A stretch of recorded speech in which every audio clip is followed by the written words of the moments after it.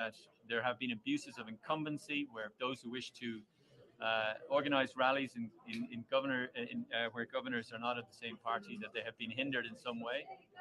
We have seen instances in which there have been intimidation, and therefore we took note of these issues. And these fall well short of international standards that Nigeria has set for itself.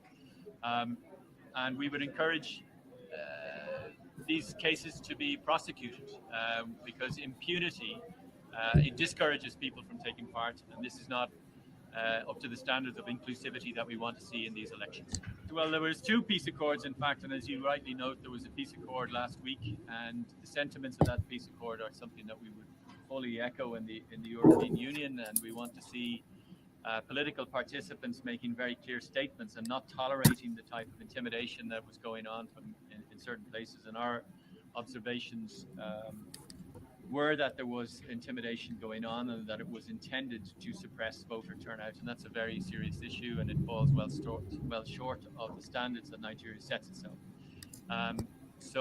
But there are intimidation, oppression, suppression of votes.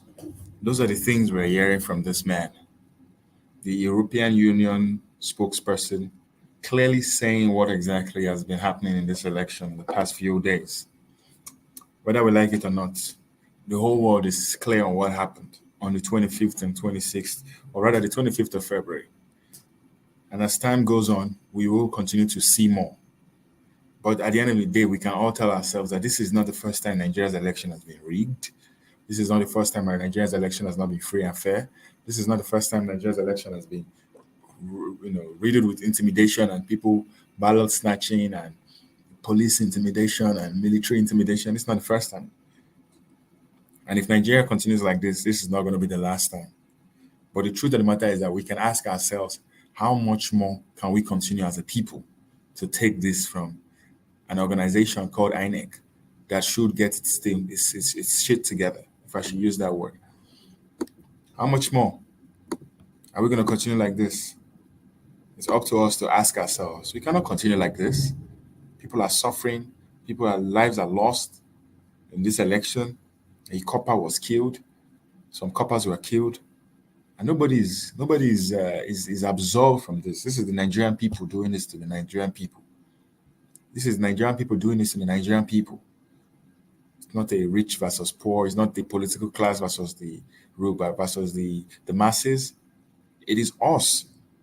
It is daily Nigerians that are doing this against themselves. Regular Nigerians doing this against themselves. When people like the IPOBs are shouting against this election, people will be wondering why. But this is the reason why. Because most of these elections don't come out to become free and fair. So let's ask ourselves the truth. How much more can we continue like this? Let's keep listening. There should be very clear pathways to prosecution for those who carried this out. There should be very clear provisions within the Electoral Act about electoral offences and intimidation of this sort. So we would take note of that, and we will be part of the final report and conclusions and recommendations that we'll make at the end of this process in a few months. And I want it to be very clear. Now, all of you that are saying that, European Union, United States of America, visa ban for this, visa ban for that, there will be no visa ban by the West. The West will not ban anybody. They will continue to support and continue to just observe. All they do is observe. They're not going to sanction anybody. So don't even think that if you sign any petition, they will ban any leader from coming to the USA or coming to the UK or coming to the European Union. They will not do any banning. It is ourselves that we have to ask ourselves, do we want to continue like this? Because these people, they will never stop. This is how they play the game of politics in Nigeria. It's either you take it or you leave it. That's what they're telling you. It's either you take it or you leave it.